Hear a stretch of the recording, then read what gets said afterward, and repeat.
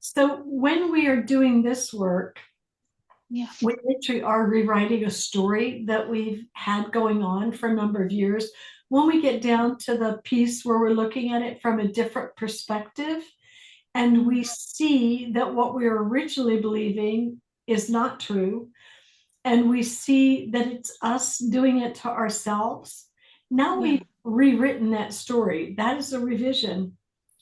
That story we've carried on, blaming that other person, believing that they did us wrong, and we find out they're innocent. We were doing the very same thing to them that we were accusing them of doing to us. And then when we turn it to ourselves, we say, I did whatever it was. It's like, oh my goodness, when you find that example of how that's true, you see all along that it was you. So now it's a different story. Mm. Did that answer your question? Yeah. It answered. Yeah. Okay. It brings the responsibility back to where it belongs, which Yeah. is on us. Yes. All Yeah. these times, those poor innocent people, we've been blaming them for how we've been feeling inside, holding Yes. these grudges, holding on to this resentment Mm. for no good reason.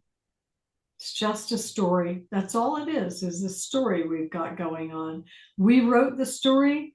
Now we're changing it. We're revising it when we get to see our part in it. Isn't that lovely? Yeah, it's lovely. It's like we need to think how much we are thinking and what wrong things we are thinking.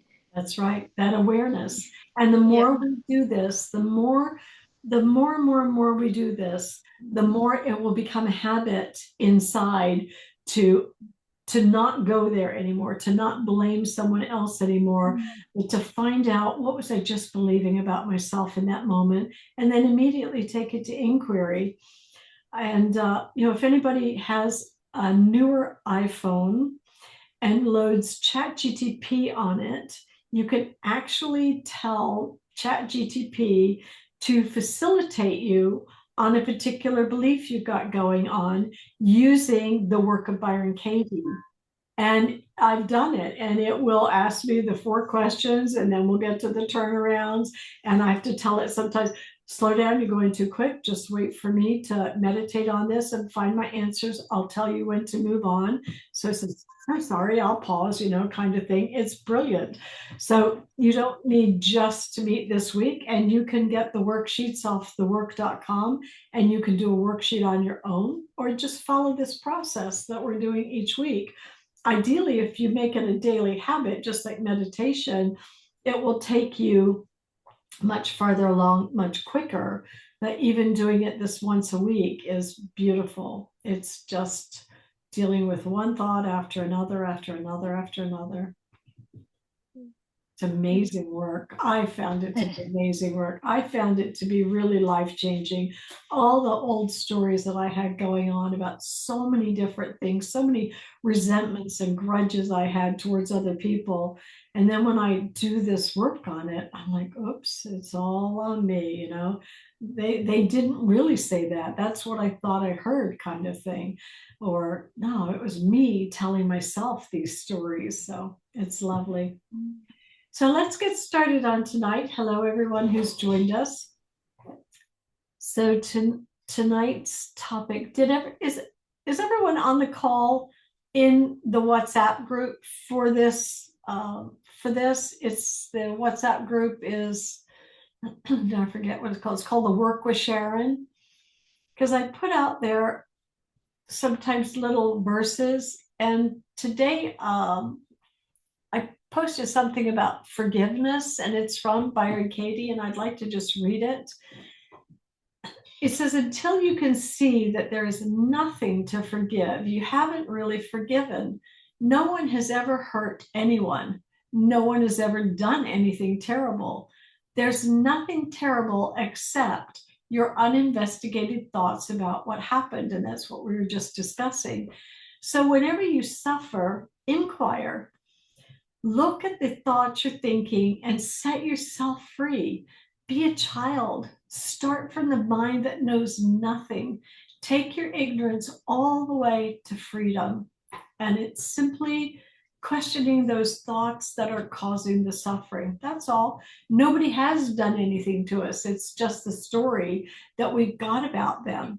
And when you take it to inquiry, when you ask the four questions and you look at it from the different perspectives, you'll see that they're innocent of the crime that we're accusing them of, because it's us doing it to us. And that is a revision of the story, the original story. So tonight we're going to work on finding a situation where you believe someone made you feel like you don't deserve something. So the statement will be, I don't deserve, and then you fill in the blank. So I'll give everybody a few minutes to find a particular situation where you believe that you don't deserve a particular thing. And you might want to write it down because we're going to go through it just like each week.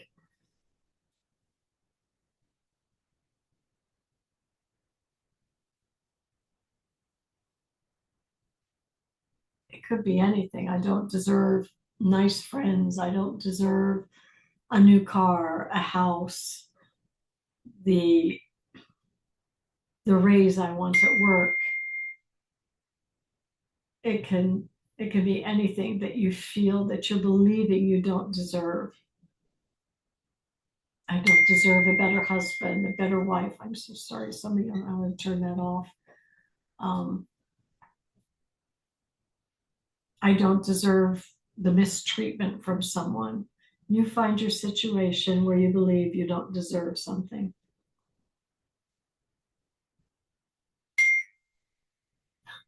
So sorry.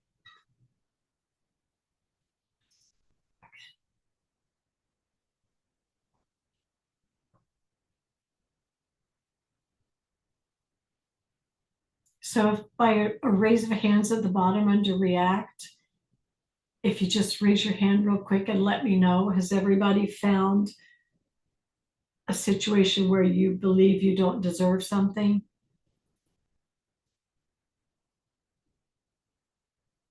Or just unmute yourself and shout out yes, because I won't know when you're ready unless you tell me.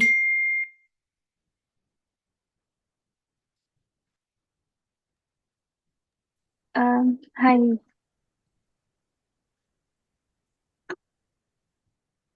Okay, so Prita, Sridevi, Inkara or Inchara, and Pranaya. Have you both found a situation where you believe that you don't deserve something?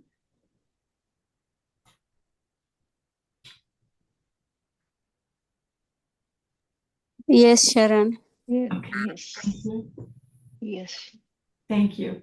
Okay, you can put your hands down. Thank you. I feel like we're in classroom here. Okay, so now let's work through this. So whatever you believe you don't deserve, in your mind's eye, find that moment in time where you had that thought, I don't deserve whatever it is. And now, is it true that you don't deserve whatever it is you wrote? And it's a yes or no answer.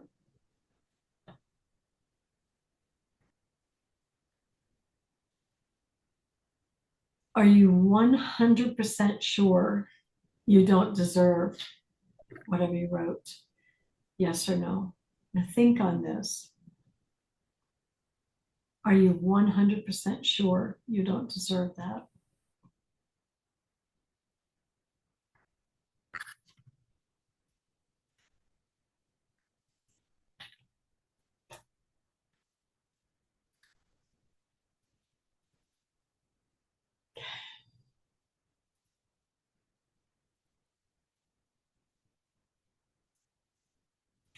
So when you believe that thought, you don't deserve whatever it is, how do you react? What happens in that moment when you're believing that thought? What do you feel in your body? How are you treating yourself?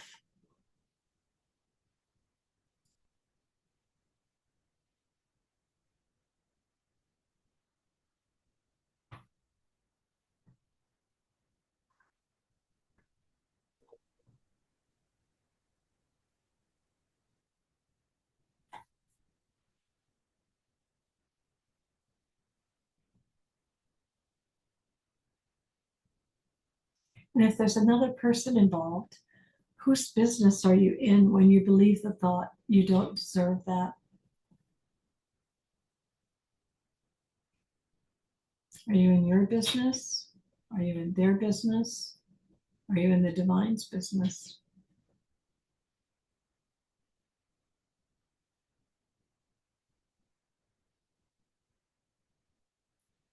And when you believe that thought, how are you living your life when you believe you don't deserve whatever it is you wrote? How are you living your life?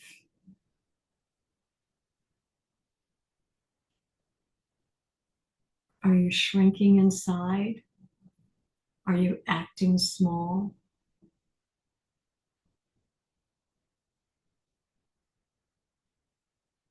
Desperate?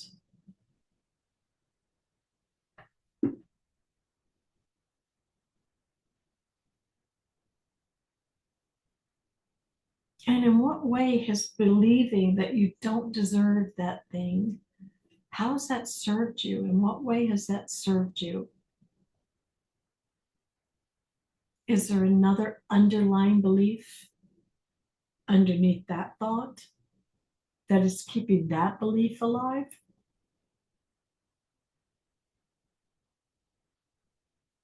How is keeping that thought serving you? Is it keeping you from moving forward? Is it keeping you from believing in yourself?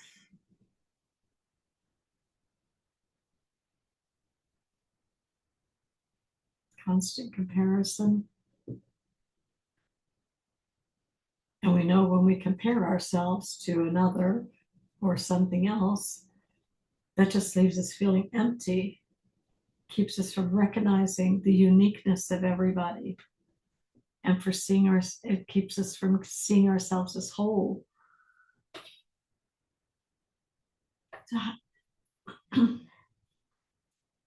Do any obsessions or addictions start happening when you believe the thought, I don't deserve whatever it is?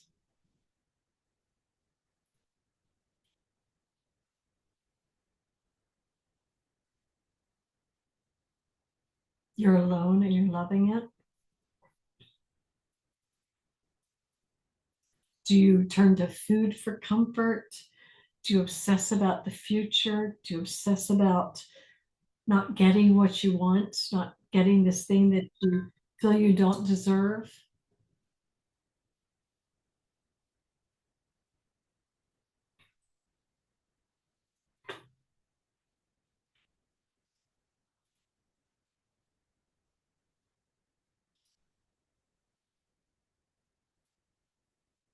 Preeta, when you say you're alone and loving it, which question are you answering with that when you're believing the thought you don't deserve? Uh, um, I don't deserve attention, good people, friends, family, whatever you say. Okay. I don't deserve people's attention. So Okay. I feel like I'm being alone in the home, and I Okay. love solitude or anything. So you feel alone in your home when you're believing you Yeah. don't deserve the attention and you're Mm. loving being at home? Yes. Okay. All right. And the thing is, see, I my growth is not there. I mean, I want to go out, I mean, being home is like once in a day, I will feel I need to go out. But that thing is not happening. I want to, but taking the first step is difficult for me. Understood. Understood. I remember times like that too. But just when you're believing I don't deserve attention, you feel alone. Yes. Okay. Describe any physical sensations you feel when you believe I don't deserve whatever it is. Do you feel like crying? Are there tears in your eyes? Is your throat constricted? Is your chest tightened? Your heart contracted? Do you get a stomach ache or a sensation in your stomachs? This is for everyone.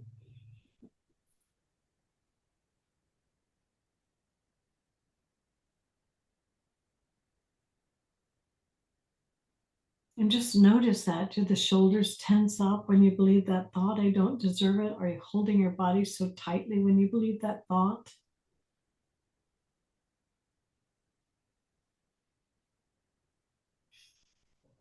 What are your relationships like when you believe, I don't deserve whatever it is you wrote? What are your present relationships like? And what images do you have of the past or future when you're believing that thought?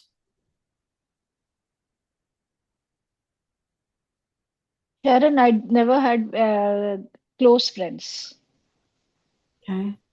and I'm. It's like I don't want friends. And at some age, it was like I don't need anyone. I'm good alone. And you're right. We don't need anyone. We just believe we do. But at times we need to talk to somebody. We need that's the Is that true? I need to talk to somebody. That's worth a worksheet. I need to talk to somebody. Is that true? Or is that just a belief? Because remember, in meditation and in this work, which is meditative, all the answers are inside of us. So if we get still enough, my personal experience is when I ask myself what questions, the brain automatically goes into solution mode. So if something's bothering me and I were to say, what can I do to get out of this? Or what can I do to make the outcome different? Or what? And then I just sort of let it go. I get on with whatever I'm doing during the day. That answer will eventually come to me because I put my brain into finding the solution. And in meditation, we know the ideal is to quieten the thoughts. However, thoughts are going to come up. And if I ask that specific question when I go into meditation, not always, but more often than not, the answer is going to arise in meditation for me. When I sit with this question, how do I react and what happens when I believe that thought? It'll come to me. If I sit with it long enough, it'll come to me. When I go through these, what I call sub questions that I'm asking here, what is my life like when I'm believing this thought? How am I living my life? And then the question would be, what can I do different so that it feels better? And again, may not come right in that moment. However, it will come to me. And it just feels so natural. It's like, oh, yes. Why didn't I think of that sooner? Kind of thing. But that's one way, just questioning whatever the situation is. And in meditation, too, trust that the answers are going to surface. I mean, the beginning of the meditation, and I'm not saying, I mean, this is what I do. In the beginning of the meditation, I have such a monkey mind. And that's the time that I would ask questions like that of myself. Then once those answers come in, or I know that I put it out there and the answer is going to come, then I can sort of mellow out and get more focused on my breath work. And other things come up too during meditation. Other things will come up when we start with an original question. You'll find the mind going off in other paths. And in this particular work, the invitation is to bring yourself back to this moment, just like bringing back to breath, because we're not dealing with a different situation. We're only dealing right now with, I don't deserve blank. And that was a bit of a long-winded answer. So again, how do you react and what happens when you believe the thought, I don't deserve? What's going on in your mind? Are you beating yourself up? Are you mentally beating yourself up? Do you go into feeling sorry for yourself, which would be a pity party for one? Do you feel hopeless, anxious, afraid, angry? Just get in touch with that. When you believe that thought in any situation you placed it, how do you react and what happens?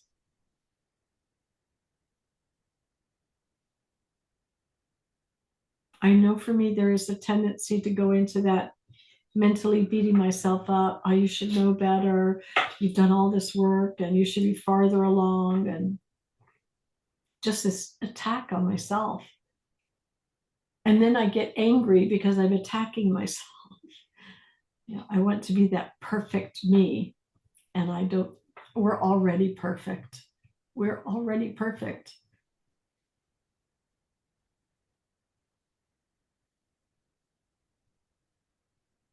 Has everybody found their answers in how you react? What happens? Does anyone need more time?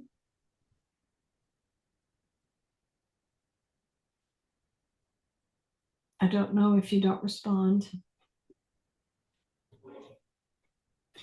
Does anyone need more time to see how they react and what happens when you believe the thought you don't deserve whatever you feel you don't deserve? I become quiet. You become quiet.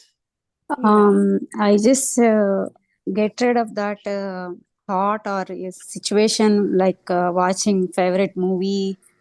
I just want to, postpone that thought So you so distract that, yourself. yeah, after some time, obviously we will forget, right? Like for me, like I have a, like as I said, I did masters and so much degree I have experience, but I always think that I'm not deserved to apply for a manager positions. um So pushing that that's thought away by distracting yourself, that thought is still alive. It's still alive in your unconsciousness until you do inquiry on it like this, until you find out whether that belief you have going on is true or not. And that's all we're ever doing in this, is just looking to see the truth. So distracting, get quiet. How else do you all react when you believe that thought you don't deserve something?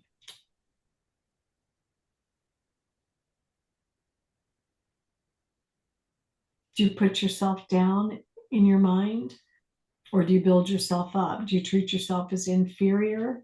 Do you treat yourself as incompetent or incapable or not as good as another person? We can't just say not good enough, because that's a broad statement. We want to always break down that. What does that mean? I'm not good enough. I'm not as good as, or I don't have the credentials for. It's important to really layer this Uh, down.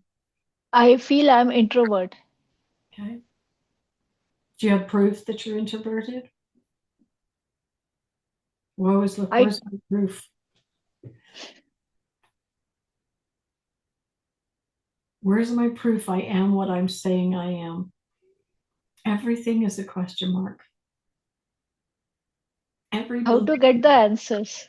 I mean, if what is the proof? I don't know. I mean, how do I? Exactly. It's just Yeah. it's just a label you're slapping on yourself, because that's when I ask the question, how is this thought serving you? I don't deserve blank. That could be your other underlying belief in this is how it's serving. It's reinforcing that other belief that you have. So if I start thinking I'm extrovert, so the brain will give me more signs that No, no. Why even label yourself? You are not that. You are yeah, yeah. that's a role that you're assigning to yourself. Like say, I'm a mother, I- I'm a parent, I'm a yeah. teacher, I'm a worker. Those are just labels that we assign ourselves. It's not really who we are. And every one of those things I just said, you can do the same process. I'm a human being. Even that's questionable. Is it true I'm a Mm. human being? Can I 100% for sure know I'm a human being? No, I could just be an alien in disguise. I can't 100% know. How do I react when I believe that? I mean, it goes on and on and on like that. But do you see where when I say the question,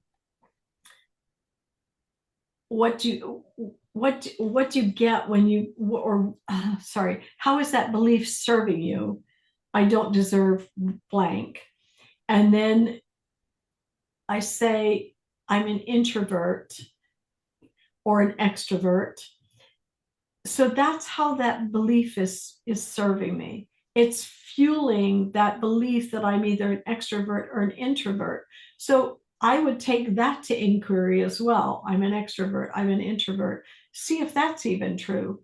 Where's my proof that I'm that? It's just a label I'm putting on myself. I honestly don't know if that's true about myself. I mean, we can look up the dictionary and find out what introvert, extrovert, but that's just somebody's words. I'm not going to take somebody's word for it. I have to experience it myself, and I have to question it to see if it's really true. I've been living this lie for so long about myself that I believed it, and now I'm living it. But when I question it like this, then I see it's not true. It's just me telling that story to myself.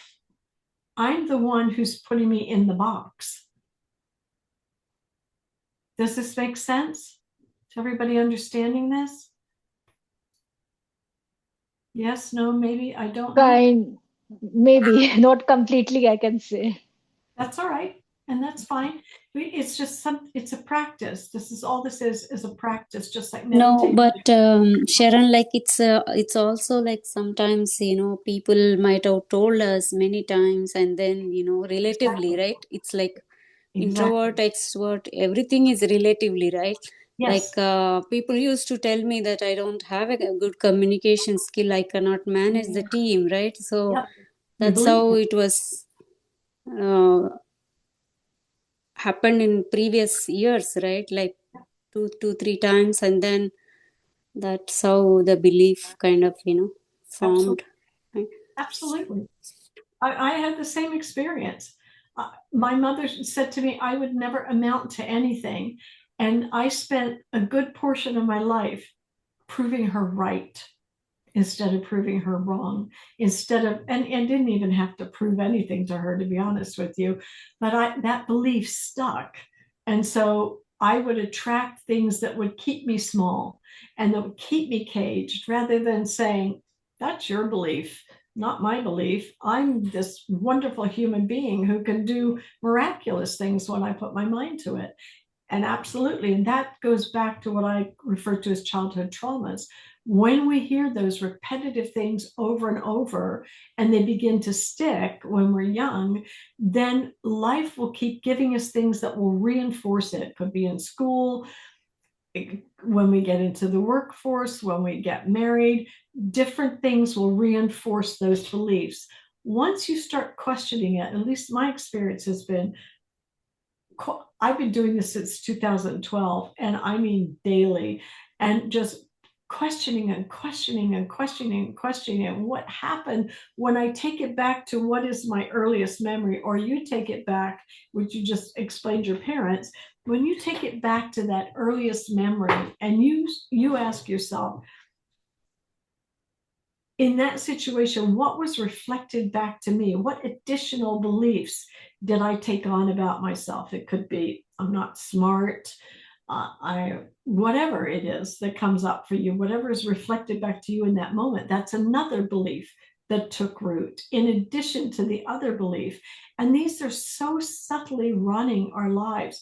But once you uncover these beliefs and you take it to task like we're doing, what my personal experience has been is once I track it back to the earliest memory and I question it and I see it was never true, it begins to loosen that whole thread throughout my life. And I can see how it showed up in my life in different areas. But it's like I let go energetically of something and I no longer attract that, or I no longer think that particular thought, because I've just shown myself what I was believing was never true. It was me doing it to me. My parents may have said it once or twice.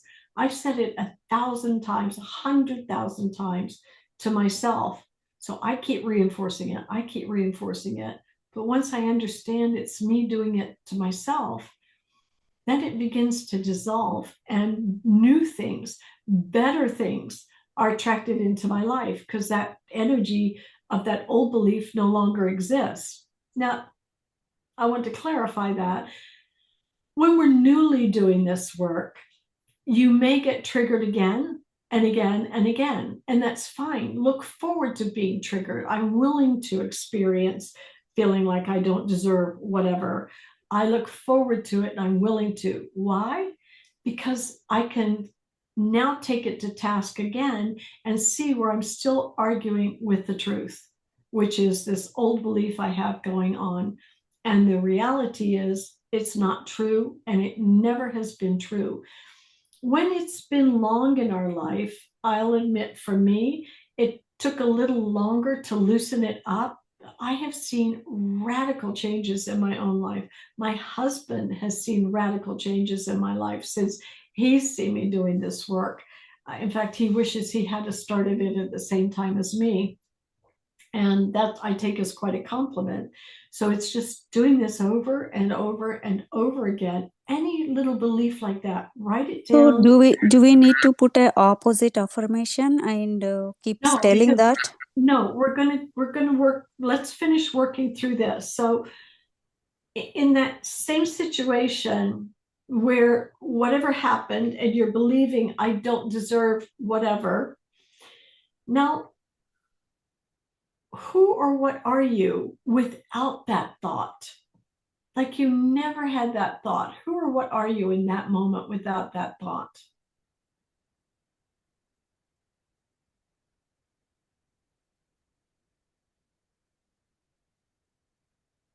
You will be happy, right? Obviously. You're a happy person. You're an intelligent woman observing. I'm respected. You're respected. How's your body feel without that thought? Are you Very relaxed? light. Yeah, Very light. light. This is really who you are without that thought. It's the thought that's causing the suffering. And without that thought, you are you. You're the real you without a story. So now let's look at this from a different perspective. Usually I don't work with the I statements. However, this just felt right tonight. So I don't deserve whatever it is you wrote. Let's look at the opposite of this. So the opposite would be I do deserve whatever you wrote.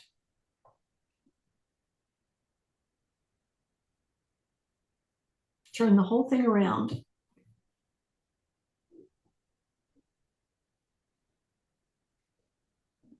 So everybody got that? Mhm.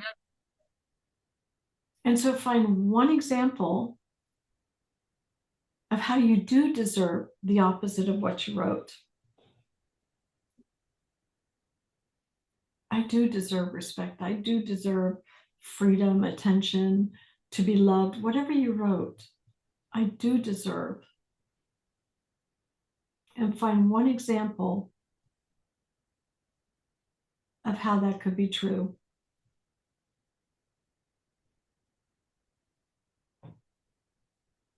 And I'm going to give an example. You can say, I do deserve whatever the word was you put, the opposite of that, when, and use the word when. And for me, an immediate answer that comes up is when I stop believing the old beliefs, when I recognize my own goodness, when I stop beating myself up or stop comparing myself to another, when I'm thinking clearly, whatever comes up for you in your example of how you do deserve something. Sharon, I do deserve attention when I value myself. Is that? Yeah. uh, See if you can find another example of how you do deserve attention.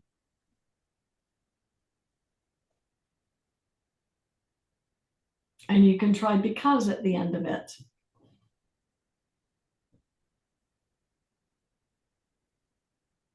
I do deserve attention because I'm a worthy human being.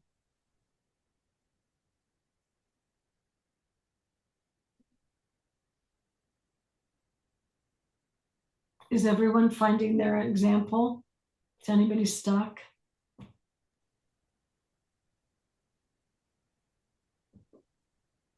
We finding, yeah.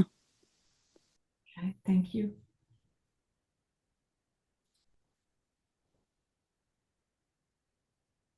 Okay, I don't think there's another perspective for this one. Let me just think on this.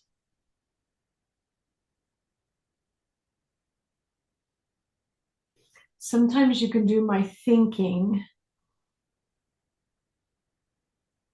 and then the rest of the sentence, but I don't think that applies here. My thinking doesn't deserve whatever.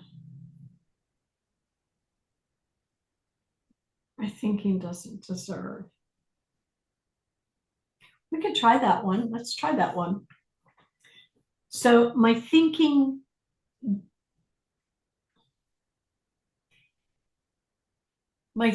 doesn't deserve whatever you wrote. So I'm just going to use the attention one. My thinking doesn't deserve attention. Find one example of how that could be true.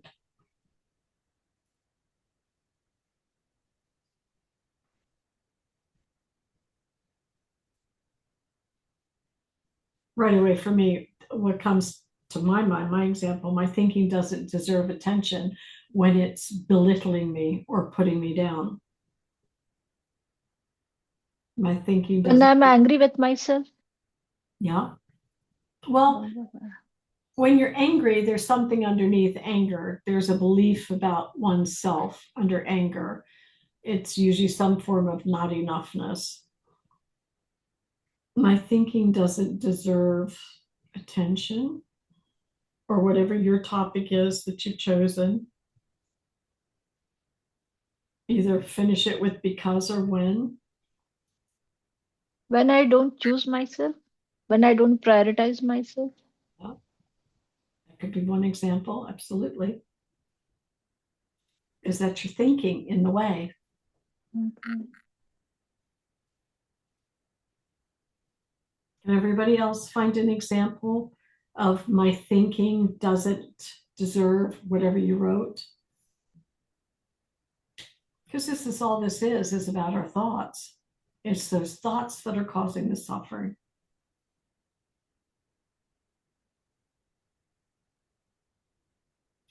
What, will someone else chime in and let me know what you used for the I don't deserve? What was your words after that?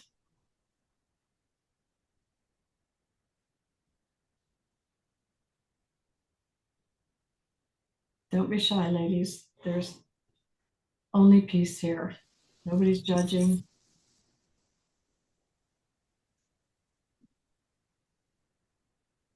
Was clarity what you wrote? I don't deserve clarity. That was your word.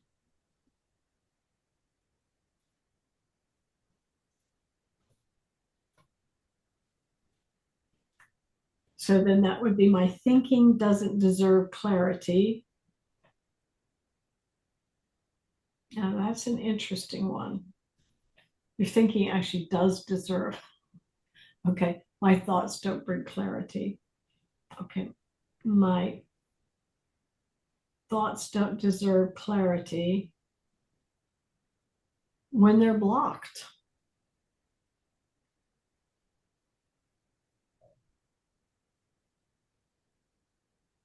My thoughts. It wouldn't be my thoughts don't bring clarity. In this instance, we're saying my thinking doesn't deserve. So clarity is going to be my thinking doesn't deserve clarity. I'm not sure that that would work in this moment. Let's see if we can find a concrete example for this one. My thinking doesn't deserve clarity. It does actually deserve clarity because that's what we're doing. So that might not work for you. My thinking doesn't deserve clarity when it's all jumbled up. it's so jumbled, I can't even think clearly in that moment. And yes, when they're blocked.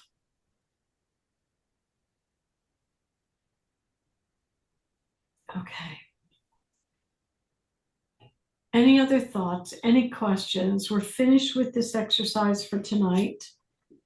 We can end early, or if you want to discuss more things, when it does it deserve, I don't know, because most of the time I was confused with thoughts. Okay.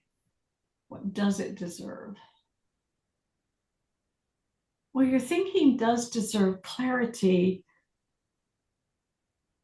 so that it can, the sentence we're working with is my thinking doesn't deserve clarity, yet it does deserve clarity. When the thoughts are jumbled, when we're telling the lies to ourselves and we're not even aware that we're telling lies to ourselves, we deserve that clarity so that we can move forward in a completely different way than we've been living our life previously, when we're believing those thoughts that are keeping us from moving forward, from holding ourselves back, like the example about wanting the promotion at work and believing I don't deserve a promotion. That's a showstopper thought. It's preventing, that belief is preventing you from stepping up to the fullness of who you are and claiming that job, naming it as yours, and so it is. And then once you've questioned it and you come to understand it's just my belief that's stopping me, and that belief is not true, and you feel that lightness of the who or what am I without that thought, that's who you truly are. I'm this confident woman. I'm competent. I'm intelligent. I can do this. I can do this. There's no question in my mind now that I can't do this because I know what I'm capable of. It's a whole nother person showing up in that moment. It's not the parent's voice in my head anymore. It's not anybody else's voice in my head anymore. I'm clear now. And I'm going to stay clear because I now have a process I can do every single time something upsets me, something bothers me.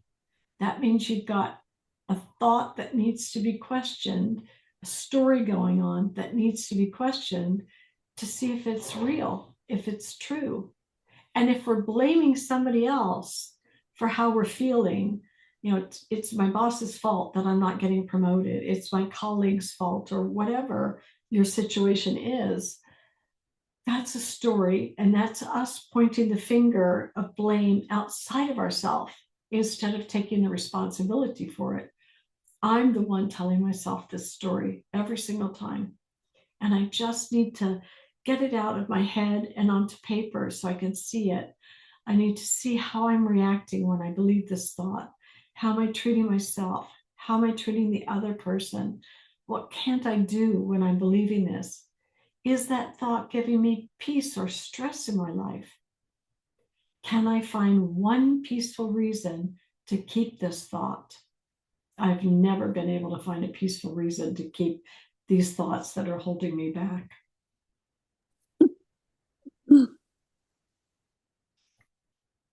What other question? True. You said it's true. Yeah, all these things we have. Can I find one peaceful reason to keep this? Heck no. It's that thought that's been disturbing me. It's that lie I've been telling myself all this time that's been holding me back and putting my life on hold to some degree. Does everyone see this? Can you see how this works in your life? How these things that we tell ourselves, sometimes almost on a daily basis, how it's stopping us from living our life the way we want it to be. And they talk about the law of attraction.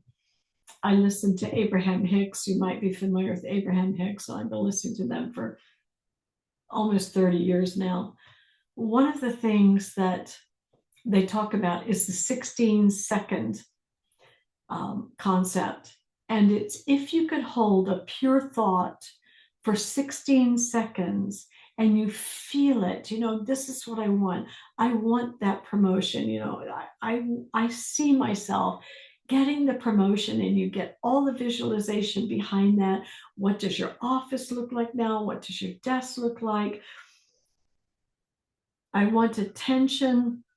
I feel I don't deserve attention. Now I'm getting attention. What does that look like? Looks like my boss acknowledging me. Looks like my colleagues smiling because I put in the perfect paper, or whatever your vision is. And you can feel that for 16 seconds. The law is it has to come to you. Now, it might not be instantly. I can very clearly see some points in my life where I did that. One was honestly manifesting my husband. It took 2 weeks, but I didn't put a time limit. I was just fantasizing for 3 days in a row. I remember it so clearly. I was it was like Mr. Potato Head. I was putting all these pieces together of the features that I wanted, the physical appearance. I forgot to put in, I wanted to be kind, loyal, blah, blah, blah, blah, blah. You got to put all the ingredients into it. And Abraham teaches, if you can't like just sit and conjure that up in your mind, write it. Get a piece of paper and just write what it is you want. I see, I've got the promotion, and this is what my office, my desk, my new name tag and new title, just whatever it is. Attention. What does that attention look like? What kind of attention are you getting now? A good attention. Obviously, we want good attention. What kind of wonderful attention is now coming into your life? In what ways? It could be right here in this group. It could be one of the other groups on WhatsApp. It could be anywhere. You're now got this new aura that you're giving off, and energetically it draws people to you.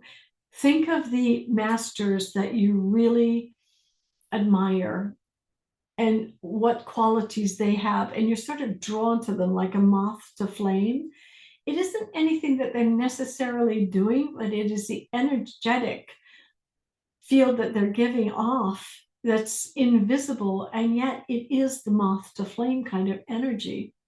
It's what we'll be doing on World Meditation Day. It will be that butterfly effect. I know there's another term that they're using for it, but that ripple effect will go out. So once you change this thought, I don't deserve, to I do deserve, and you start envisioning what your life will be like that, when you have that, you watch how things will start to change in your outside world. It has to happen. It's the law. It's that simple. I hope everybody took that in. Thank you, Sharon. This was really nice. Say that again, please. I'm sorry. This was really needed. It was very nice. Good. It has to happen. It's really, it sounded very nice. It has to happen, but you have to take that step to visualize it, to write about it, to feel it. It is the law. 16 seconds is all it takes. Now, 16 seconds doesn't sound like very long. When you're doing it, though, the mind wants to go off in 50 directions rather than just stay focused on that thing.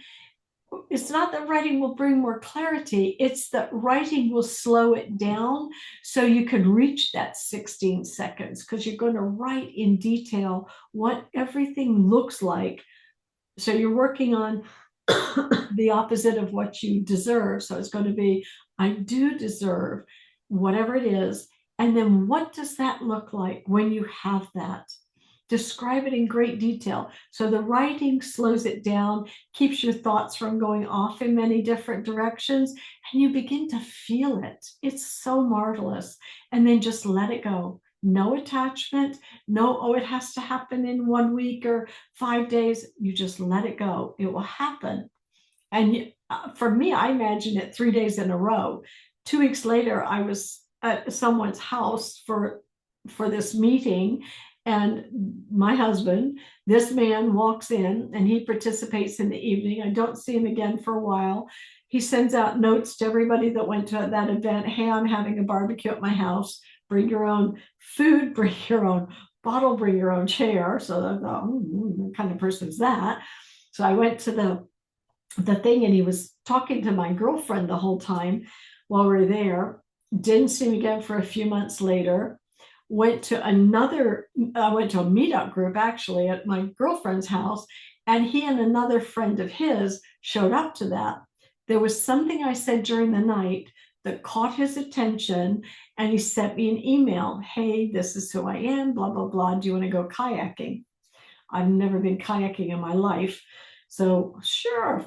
So I didn't know how to push the thing out into the water. So we pushed it out in the water, no life jacket on. I'm trying to figure out the paddles and I kind of get the rhythm of it. And then we're kind of far out in the water. And he makes this remark: the farther out you go, the higher up on the food chain you are. So I was thinking, oh, the sharks are going to come and eat me or something, because there are sharks in the waters where we were. That's what I meant when I said, make sure you put all of the ingredients in there. Make sure you put, all of the positive ingredients that you want. Write all of that out. Yes, please ask. I don't know how to pronounce your name. Is it Inchara? Inkara? It's Inchara. Inchara.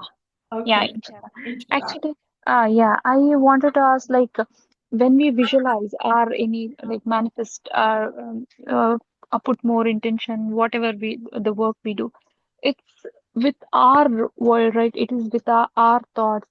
So when you visualize about your husband, so the your husband, like, even he will be having his own thoughts and his own energy, like, but he didn't do anything, no visualization, no manifestation, nothing. So only one person will be how it impacts on, like, I attracted my husband, and how did he attracted me? Does this energy level match with mine, though It he doesn't believe all of it? It must match at some level. It matches, otherwise it wouldn't be drawn into our sphere. So in my case, my husband's ex-wife, she filed for divorce from him. So I don't know if this is, well, I do know this is true. So he's at that point where he's wanting a partner in his life. So it was, his energy was, I want a new partner now. I don't want to grow old alone. I'm out there. I hadn't dated for 10 years. I'm finally thinking I'm ready. And I'm like, oh, I'd like him to look like this and look like that and look like the other. And he actually physically looks exactly like what I envisioned. And at the same time, like I said, make sure you put, and you can keep going back and adding to this if you're writing it, if you remember, okay, Prita's already gone. Keep adding things to it as you think more on it. What else do you want? What else do I want? What else do I want? What else do I want? So I could have put, I'd like to meet a man that looks like this. He's taller than me. I want him to be very kind. I want him to be thoughtful. I want him to be a great conversationalist. I want him to be very diversified in life. I want him to love to travel just like I do. All the things that I want for myself, I want him to have the same kind of qualities. I didn't do that. So we're actually opposites. So I forgot to put, now I understand the value of like really being detailed. But that energy that we're putting out is going to attract to us. It doesn't matter. The other person's energy will be in alignment with what you're putting out energetically. That's how the law works. There's somebody or something out there that we want, and there's a match for it out there. And when we get really focused like that, we are drawing that to us. We are drawing that individual, that place, that thing. We are drawing it. There's always an energetic match out there. They don't have to do anything. They're already there. We're just drawing them to us when we do this visualization or when we do this written exercise. Just 16 seconds, put it out there, let it go, and wait and see what happens. And you can do it more than one day. You can do it a couple of days, but don't get hung up about it when you're doing that exercise. Don't be like, oh, I'm writing all this stuff. When's it going to happen? When's it going to happen? Just you have to let it go. No attachment. Give it a So we try have and to. see what happens. Sorry. I said, give it a try and see what happens, right? Yeah, I cannot imagine, like, I cannot visualize properly. People will say, like, That's you a have belief. to, as if it is happening, like the real thing. I'm not able to imagine it, like, when I close. I know, but few people are good at visualizing. Don't Um, compare. Please don't compare yourself, because we're not them. We are us. And I believe that you believe you're not good at visualizing because you're telling yourself that. I I'm imagining if you sat down and started writing and go back as you remember additional things you want about that, you'll be very good at visualizing, because you're visualizing as you're writing it. You're thinking all of these things. You don't have to sit there and sort of stare off in the clouds, because just writing, in the writing, you're visualizing it. In the writing of what you want, you are visualizing it, whether you realize it or not. And as I said, you can go wash dishes. It could be the next day, like, oh yeah, I want it to also include this, and just go add that there, because you're feeling that now and you're adding it. So you're building momentum for that thing that you want. Pretty exciting. mhm. Try it. You got nothing to, no, don't try. We don't try. Erase the word try out of our vocabulary. We don't try. We either do or we don't. That's it. We do or we don't. That's a good one. Right? Mm. The word try is like, what is try? We're either doing it or we're not doing it. And that's okay either way. One thing I do know is that at all times, everyone is doing the best they can in that given moment. So we were always doing our best. We can't be better than we are in this moment. In this moment. Maybe a minute from now, I'll be better or I'll be worse. But in this moment, I'm doing the best I can. 5 minutes from now, I'll be doing the best I can in that time. That's it. But all the time we are not aware of that. What I understood it, like, sometimes I'll be like, oh, the present moment is very important. It is creating my future, or uh, it is gonna bring into reality. Or but I forget it frequently, and Understood. sometimes I react. Um, uh, I know the anger, the frustration, those emotions. In that emotion, I'm not able to realize the power of now, the power of present moment. Sure. So in that case, whatever I think, these things will not come into mind. So here's what you could do. Mm. So when we're angry, as I mentioned, there's an underlying belief we have about ourselves. So I use my husband as an example because it's just easy to give this example. But let's say, um, I think I shared this in the first. Let's say I bought a new outfit and I feel all glamorous and beautiful in it, and I put it on, and he's downstairs on the couch with his headphones on. He's watching some Western show that he's watched a million times. And but Mm. that's, he loves that. And I go downstairs, I tap tap, hey, look at this, what do you think? And he goes, it's nice. And then he goes back to his movie. Well, now I'm angry because my mind immediately went into attack mode. I was like, God, he can't even take 5 minutes to admire me. Does he really like this outfit? He doesn't love me. He doesn't love me. He can't take 5 minutes from me. So now I've got this huge story going on, and there's no proof it's true. But when we get angry, see all those underlying beliefs. He doesn't love me. He doesn't care enough about me. He can't take 5 minutes. He acknowledged me. The poor man, he said, it's really nice.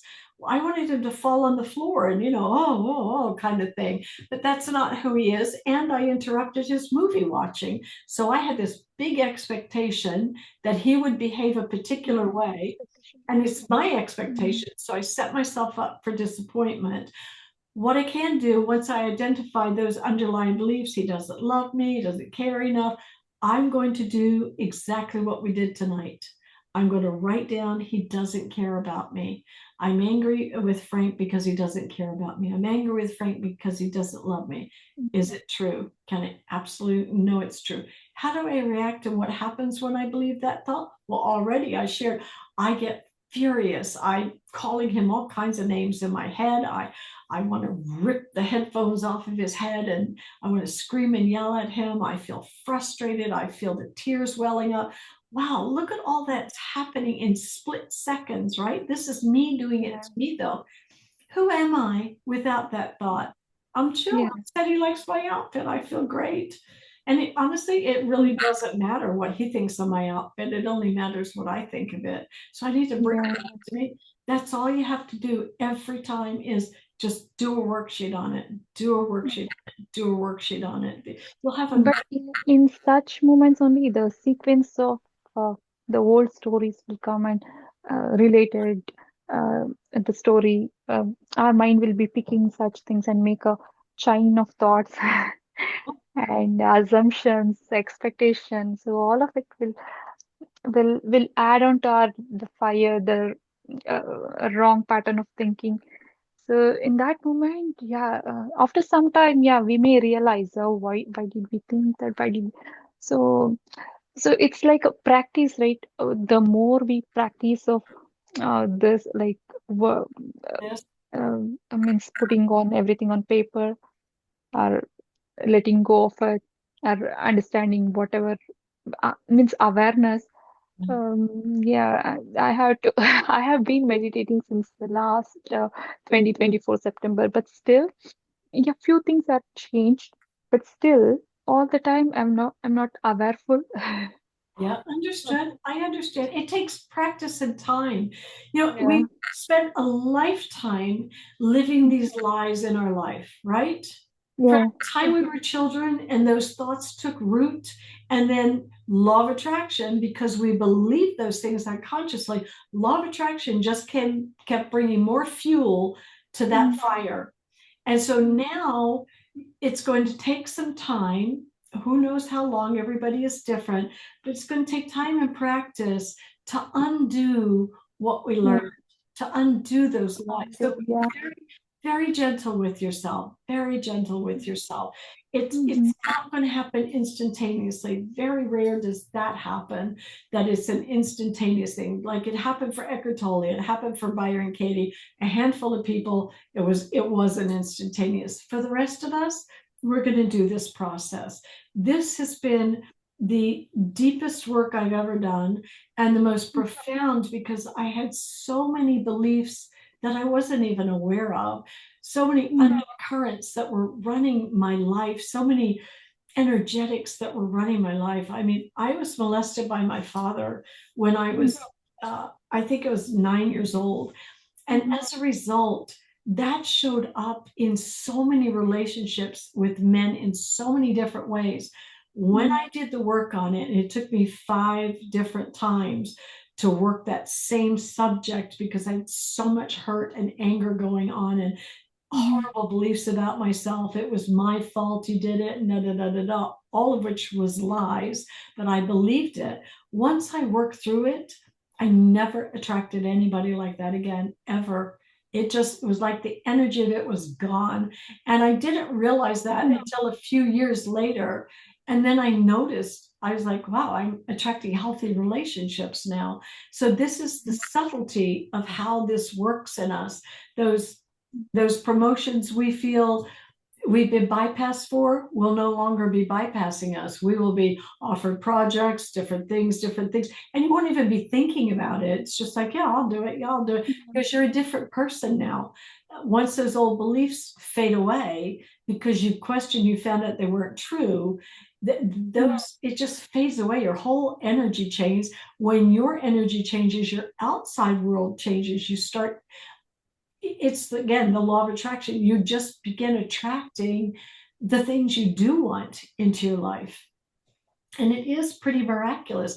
It's slow going, it's slow and steady, slow and steady, slow and steady. It's just remember to question everything, though. When you get upset, see if you can find if you could just pause before reacting, just say, wow, what was I just believing I about think. myself? Find out what you were believing about yourself. Because being reactive, it takes two people to go to war. And if one person's raging and in a particular mood, if we don't feed into it, there's no war. But if both people go at it, now you've got a war. Yeah. So just let it be one person and don't let it be you, because you're going to question now. You're going to question everything. Just do a worksheet on it. Yeah, yeah. Thank you so much. Welcome. Yeah, I got a lot of inputs. Thank you so Thank you, much. Sharon. Very You're grateful. welcome. Thank you. All right, on that note, good night, my lovelies. I'll see you next week. Thank you so much. Are you all going to World Meditation Day? I am going here in Charlotte itself. I thought of coming to Atlanta, but did not work out. Maybe I'll meet next time. Okay, perfect. Well, for those of you that are here, I'll see you at Sharon Elementary School on Sunday. Yeah. Okay. Yeah. All right. Good night, everyone. Yeah, Right. goodbye, good night.